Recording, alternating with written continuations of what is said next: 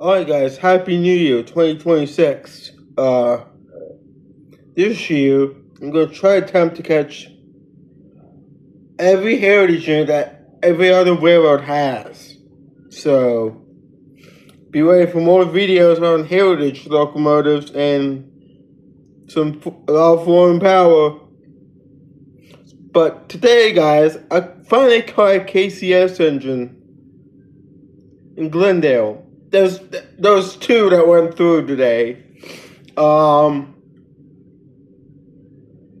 There's one with a CP engine and a KCS. Then later today, there was one of it's KCS and three would all fit in SC-70 ACEs. So just be ready for more videos for 2026.